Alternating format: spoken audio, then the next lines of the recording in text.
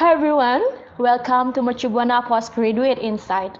A very good morning to all of us. I hope we are all having a good day so far, and may all of us is always be in a good health. I'm Indah Ramadhanty, Universitas Mercubuana Communication Science Alumni. It's such an honor for me to hosting today's event. The world economy today is facing serious challenges. Steps that should be taken by the countries around the world to against coronavirus is hand in hand, collaborate, synergize, and most important things is having international cooperations. China and Indonesia is a friendly neighbors and having comprehensive strategic partners. Our country have been established for a long time, especially in the fields of management and education. Today, we will discuss about the exploring opportunity between Indonesia and China in the fields of education and management. I'm so excited and already sat with our guest speaker today. But before that, I would like to read a brief introduction about who is our speaker. Our speaker is Mr. Ding Chong. Mr. Ding Chong is a lecturer and section chief in the School of International Education at the Hubei University of Chinese Medicine. He got his master's degree in politics theories at Hubei Academy of Social Sciences, bachelor degree in foreign trade at Dalian University. Having experience as managing director of Wuhan DOS Foreign Language Training Center, and now he is with us at Universitas Mercubuana as management students of doctoral program. Without any further ado, let's go to the discussions. Ni hao, Mr. Ding Chong. Ni hao, Miss Indah. How are you? Fine. Okay, Mr. Ding Chong, I think before we go to the discussion, maybe you can introduce yourself again to the audience. Okay. Now we are live at YouTube, Universitas Mercubuana. Yeah. Good morning, ladies and gentlemen. I'm very glad to be here today. It's such honor to be with friends and alumni and in Mercubuana. I enjoy the time working and studying here in Postgraduate. The teachers are friendly, the students are so nice, they are very helpful, and it will be a very good choice to make your decision to study in Universitas Postgraduate. Thank you. Okay, thank you so much, Mr. First, I think I would like to know how do you know Universitas Mercubuana and why you choose Universitas Mercubuana to study? Okay, actually this is an accidental decision. Okay. Because one of my former students was from Indonesia, and he graduated right now as a doctor and working in hospital in Jambi. And his father-in-law, Professor Hafiz, working in Universitas Buana. Then he recommended me here to study.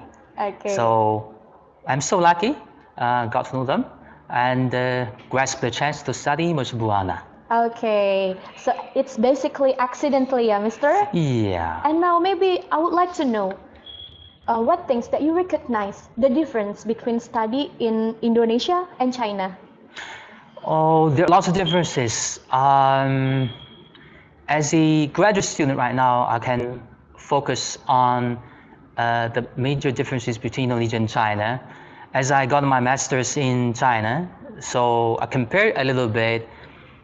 Actually, I prefer more study here because the atmosphere on campus is more friendly. Everybody's smiling. I think that's the features the Indonesian people as well. Everybody smiles. You're feeling very comfortable every time you're on campus. And besides that, I think it's more student-centered in class. You interact a lot with your professors, and they respect your opinions. Small-size class as well, definitely. And even the both friend and mentor relationship is very healthy. Like give example, like the professors address the students in bahasa Indonesia is like ba or mpa or ibu. Yeah. Beginning I was a little bit uncomfortable also because in China the professors call students' names directly. They don't call you Mr. like this. So but gradually get used to it, and that shows the respect from the professors, and you feel spoiled, right? You feel spoiled, and this part is so different. In addition to that, the faculty governance is another difference. Why I'm saying that? Because here professors give a lot of decisions regarding teaching affairs. They can make final decisions about the professional work. In China, sometimes the administration interferes a little bit. Okay, that's a big difference. So, as I said, I prefer the working and studying environment in Indonesian campus. Okay, thank you for the compliment anyways.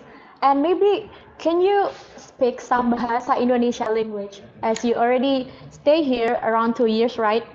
Yeah, 2 years more. Yeah. 2 years more. Can you know some of the language in Indonesia?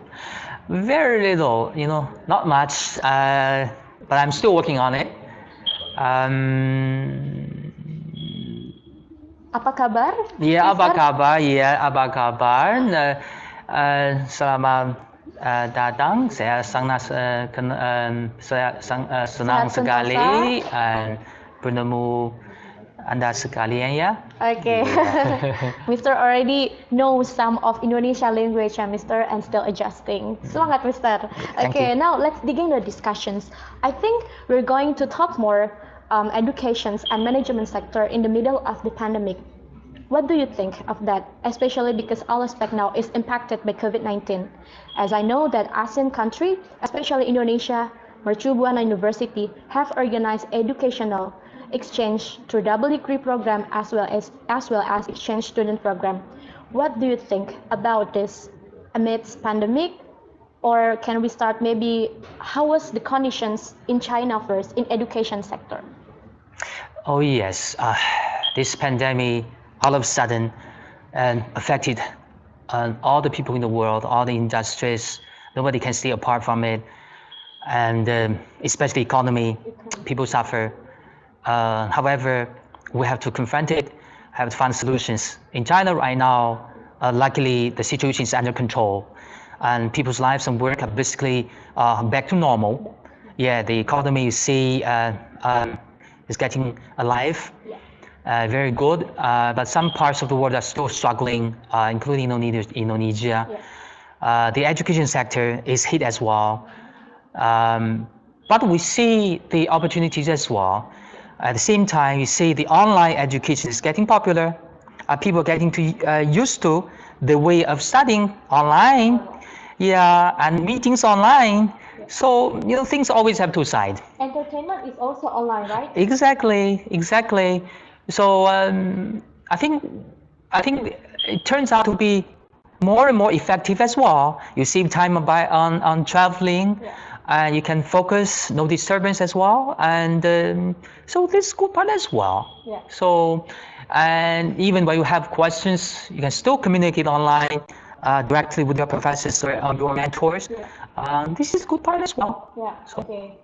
So there in China, it's already going normal, right? Everything. Basically yes, and all the activities return to basically to normal. Okay. Yes. How about new normal there? How to adapt? The big change before the pandemic and after the pandemic is the people's thinking.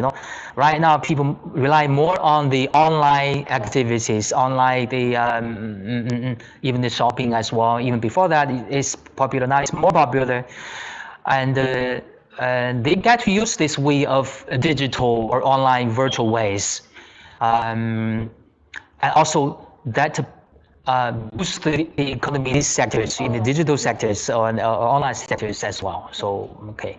Okay. Most popular platform there is Zoom, Google Meet, or what else? There's local Chinese applications. In addition to Zoom, they use Ding,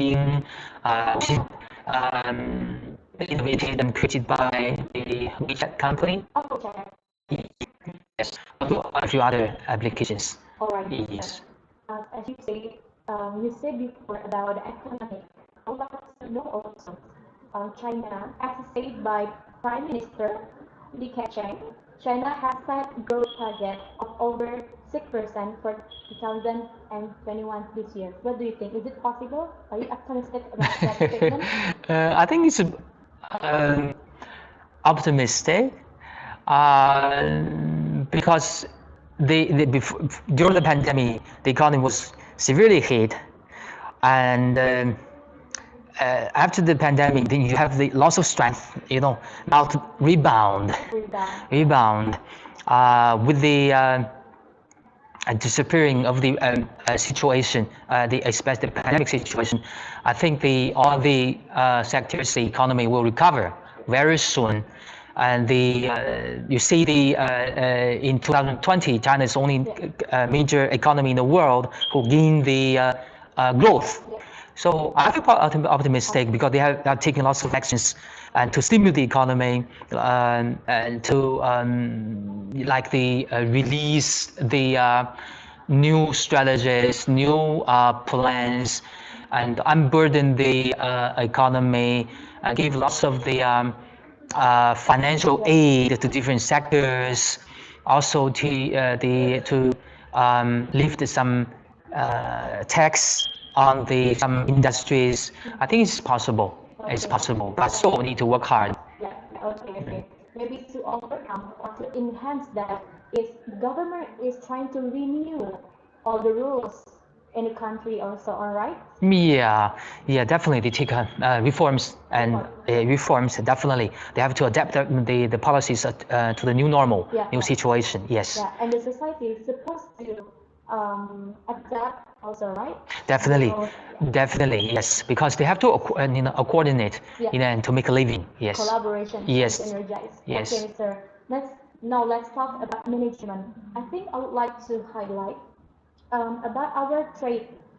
Indonesia and China is having a strong bond in the long history of our friendly relations. What do you think about the trade itself? How was the management control during pandemic? Yeah. In 1950, China and Indonesia officially established the diplomatic relations. Indonesia was among the first countries to recognize New China. In 2013, China and Indonesia signed an agreement of comprehensive strategic partnership. And since then, the two countries, our relationship with two countries are growing stronger and stronger. Right now, China has become the largest trading partner of Indonesia in 9 consecutive years. And also, China becomes the second largest investor of Indonesia after Singapore, I think. And also, we see even in the tourism industry, which the Indonesian government right now making efforts to promote. Every year, Indonesia receives about 2 million tourists from China. And if not because the impact of pandemic, I think the number will increase dramatically very, very soon. See, Thailand receives about 10 million Chinese tourists every year. Indonesia only 2 million. So there's big room for improvement. Yes. So you see, even the pandemic in Indonesia right now is it's getting better with lots of effort from the government, from the cooperation from the general public. But still, we need to follow the protocols, right? And still need to have more vaccination. So yes, even during this period, you see lots of investment from China. If you see the statistics, you say the Chinese workers or technicians are still keep pouring into Indonesia. Even right now, you see the news, lots of investment from China as well, because with the policy from both sides, I think the more and more investment from China.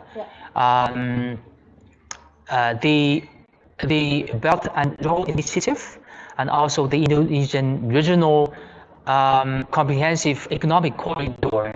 So the sign agreement to jointly build two strategies or two initiatives. This is good for our two peoples. So I feel very, very optimistic about the outcome of this cooperation. All right. It's cross culture, right? Yes. Yeah, it's in between China and Indonesia. There are both different culture as well should be collaborate and synergize to against coronavirus, right? That's true. And what do you think? Is that already successful enough to say that we already have a good cooperations in both sides, economic management and education sector? What do you think? What is the indicator to say that we are successful enough? Yes. As I work in the education sector as well, I know a little bit more. You say, right now there are about 15,000 Indonesian students who are studying in China. On the other side, about 10,000 Chinese students who are studying in Indonesia. And this number is increasing by 10% every year. So you see this big exchanges on two sides. Besides, take Universitas Musu Buana example, has a double degree with Chinese universities like the Beijing Institute of Technology. Also, you are now in collaboration with Ningbo University as well. And also you have launched the international class, lots of short-term exchange programs with Chinese university as well. So you see, the cooperation actually is very, very tight. You see, in the year 2015, and China and Indonesia established we call a people-to-people exchange mechanism at vice premier level. This is very high level, very good mechanism to promote the people-to-people or the humanities cooperation. It covers 8 aspects. Education is one of the 8. Yes, so both sides highlight a lot on the education cooperation. Also, you see in the vocational cooperation, vocational training cooperation as well. You see, because Chinese investment come, they need skilled workers as well. So the vocational school in China are beginning to invest in Indonesia as well to collaborate with Indonesian vocational schools to train these workers as well. So basically, the education covers the degree and non-degree programs. It's getting so tight. So I feel that with the time goes by and the cooperation getting deeper. All right. Okay. Now I want to talk to you about you are a full-time student here, right? What is the most important things that you should adjust? Like first, maybe the barrier is language. What the other else, like using technology or so on?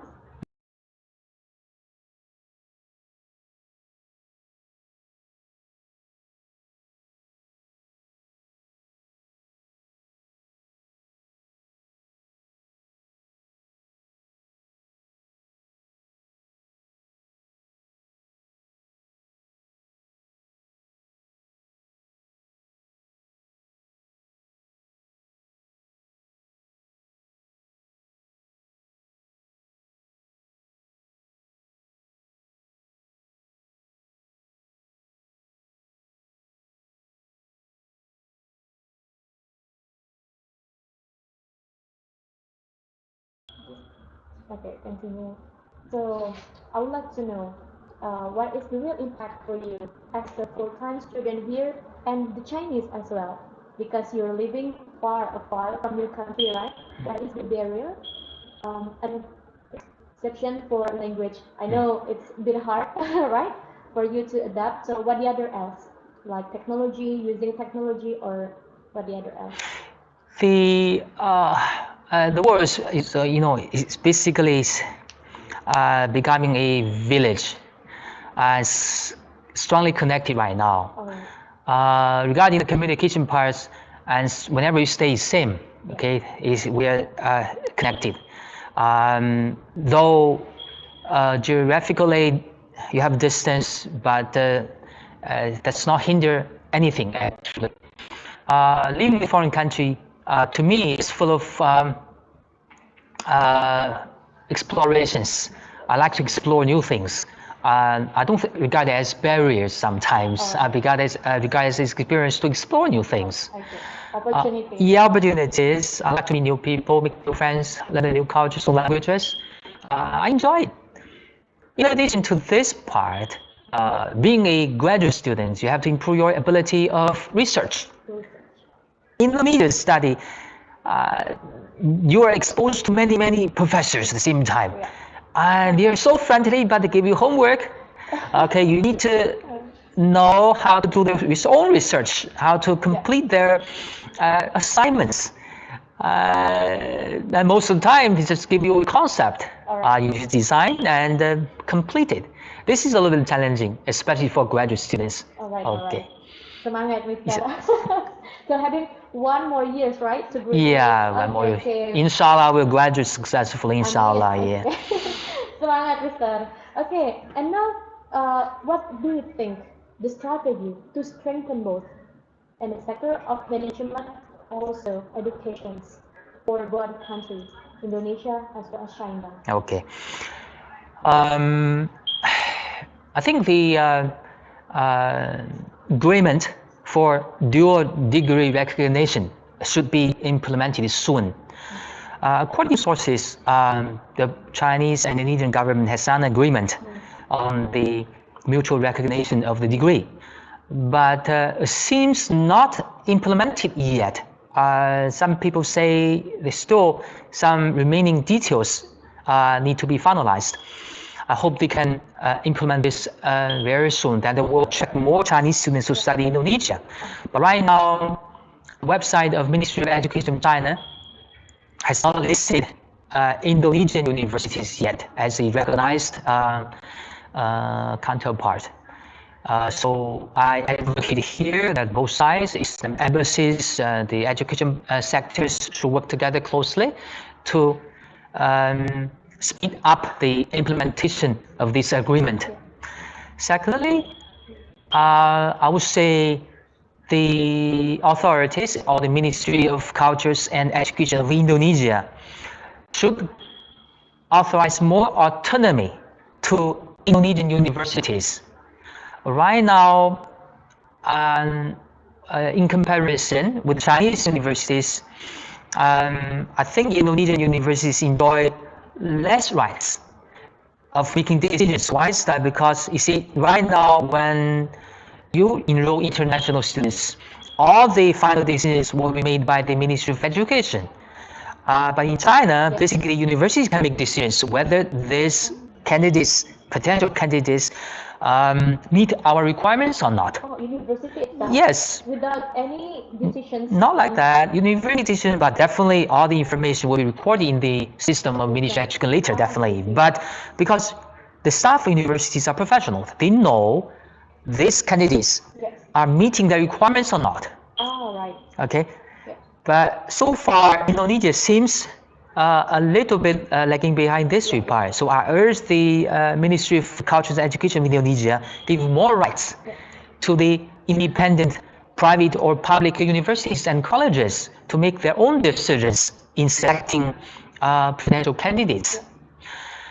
Then definitely universities and colleges of Indonesia should increase their awareness globally to do more promotions, to improve their world rankings in order to attract more international students.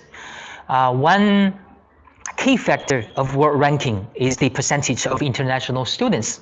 So they should definitely recruit more international students. The Ministry of Education of Indonesia definitely should stipulate a nationwide policy to encourage universities and colleges to enroll international students. In China, they has the similar policy, like giving the full or partial scholarship, or the English college programs, particularly for some certain group of people, for graduates.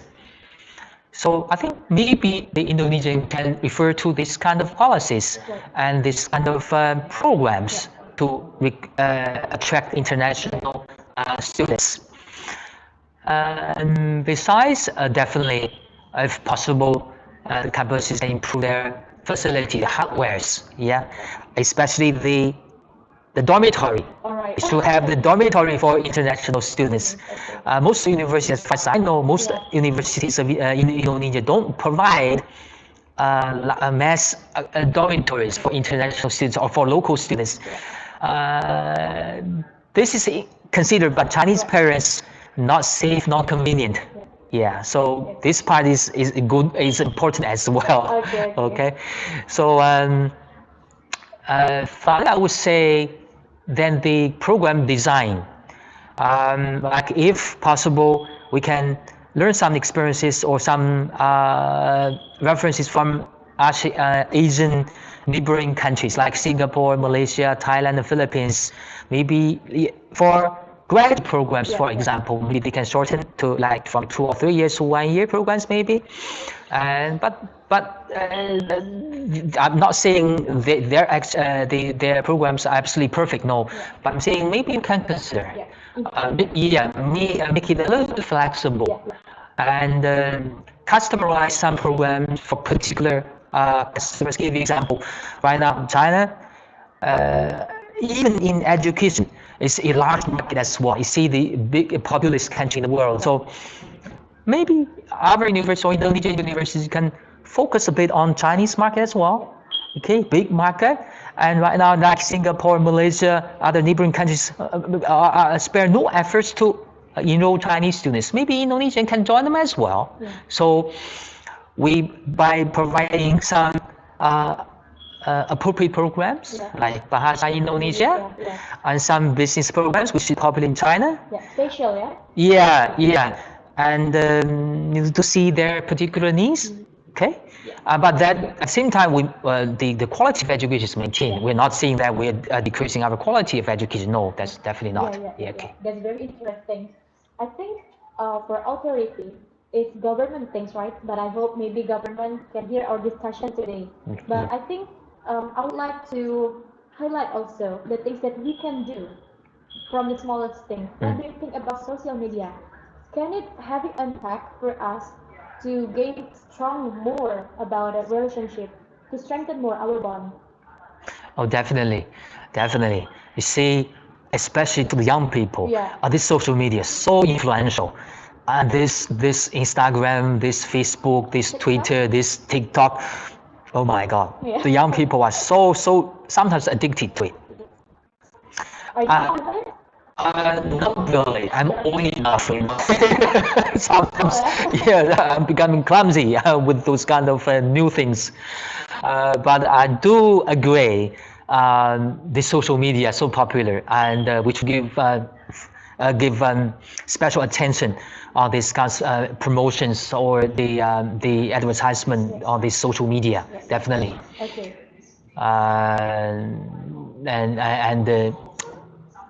And especially for even for marketing, we should rely largely on the social media these days, especially during this pandemic period. Yes.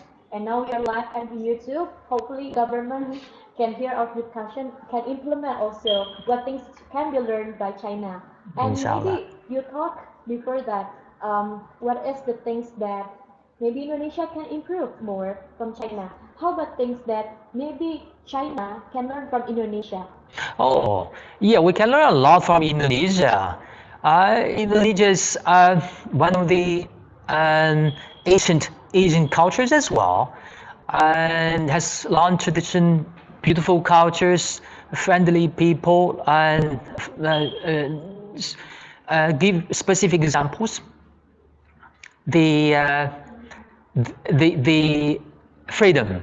See, freedom is not political freedom. I'm saying the people's individual. The people are so nice. Yeah, the people are so friendly, so nice. Always ready to offer help. So this part we can definitely can learn from Indonesia as well. I'm not saying Chinese people are not friendly, but because they are under pressure working all the time. The pace of life in China is faster. I mean, people are too busy. I see me in the West, in Singapore as well. Yeah. So in this part, which is impressed me most. Okay. Okay. And other parts, let's say, besides the we can see the customs. Other parts say we should learn from the other part from Indonesia. Many things actually, Okay. many things which I like the food as well. We should learning some cuisine. Chinese cuisine is as well known, but also Indonesian cuisine is well known as well. Many delicious foods this as well in Indonesia. Yeah. Also, the Bali Island in tourism sectors has developed very well, and we should learn our exchange experiences in how to maintain and running tourist spots as well with Indonesia. Okay. This is very good part as well.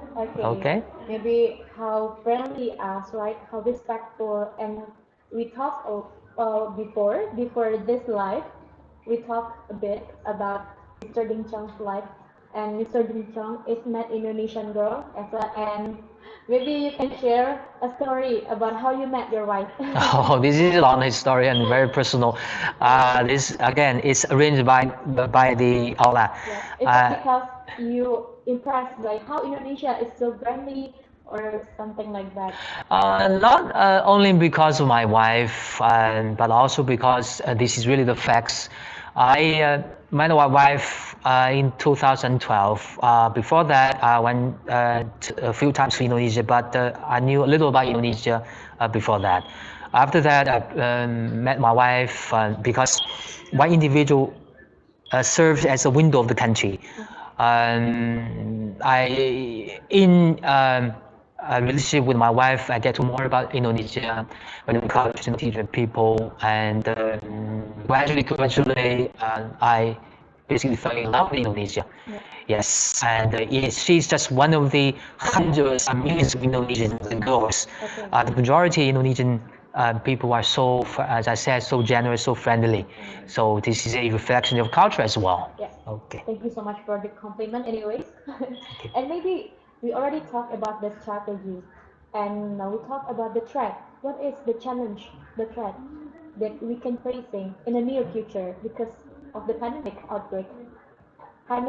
not COVID-19 outbreak? When you're talking about threat or challenges, especially during or even after the pandemic, I would say the unilateralism. The world now, this peace and stability is the theme of the whole world, but there are certain areas and regions are not in a suitable situation. There still are people who are hungry. The environment problems, you see, and even Indonesia as well, we should do a lot of things to preserve the environment. You see, the waste, also the polluted water, the polluted air, and this aspects needs cooperation for the whole mankind, all the governments to participate. And this kind of challenge is not only to the Indonesian people, to the whole world, to all the peoples in the world. We should pay special attention and take further actions. Yeah. And start from individuals. Yeah. Okay. Yes. Start from individual. What are small things that we can do? That social media, using social media and so on. Maybe like our routine. What can we do for our better future in the world as a world society? Oh, as a member and individual of the globe, we can do a lot of things. You see the waste right here. You see, when we finish the bottle of water, there's with plastic waste, and definitely we should recycle them, not throw everywhere. Also, especially in Indonesia, when shop, you do go belanja, when shop in the shopping malls in Indonesia, and they provide free the plastic bags, and this consume lots of plastic bags. So this is a big harm to our globe. We should definitely reduce the use of consumption of those plastic stuff in Indonesia. Yeah. All right. there's a lot of things actually, right? Yes, Smaller, yes, like yes. maybe we don't use this again, right? It's, Plastic. yeah, at least we should preserve and recycle, not throw everywhere. Yeah. And to preserve the earth. Yeah. Okay. I would like to know also about the youth in China.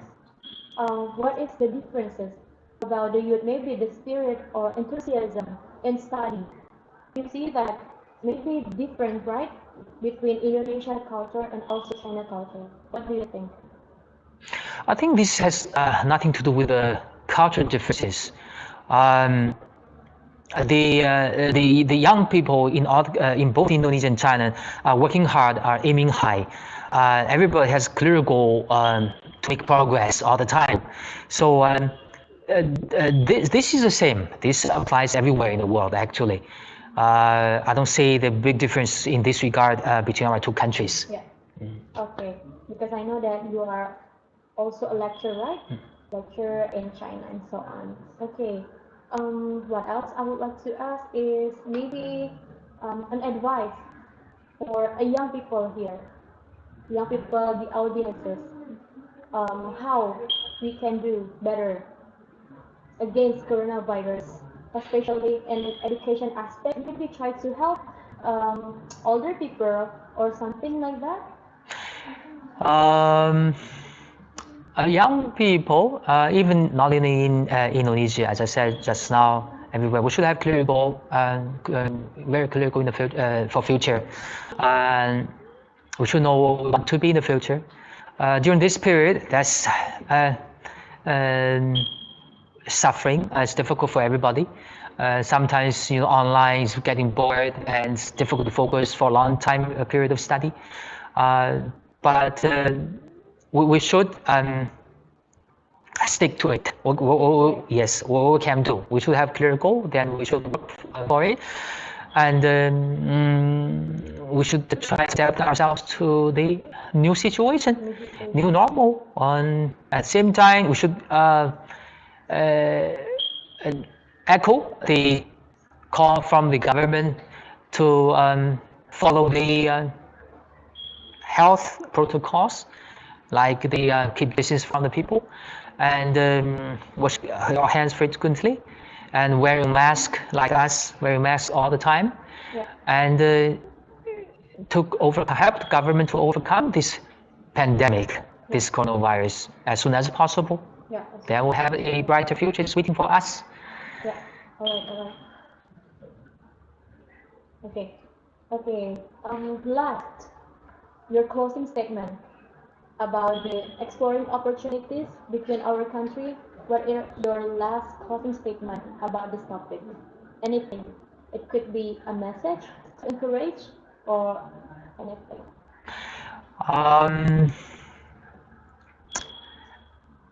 Personally, I feel very lucky to choose my study, my graduate study in Indonesia. I like it very much. I enjoy the process, though a little bit challenging. And I hope, especially to the young people, can challenge yourself. Sometimes make a decision to do something different.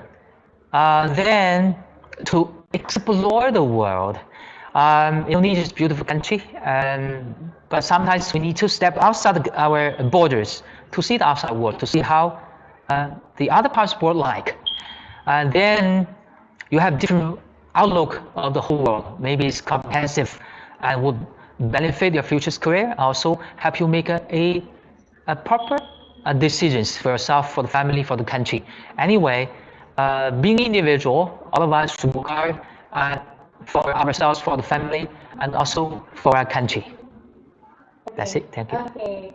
Thank you so much, Xie Mr. Ding Chong. 谢谢 That Miss was a Indah. very fruitful discussions we had, and I apologize if there's any coming. Actually, I'm a bit nervous. Okay, that is the end of our talk today.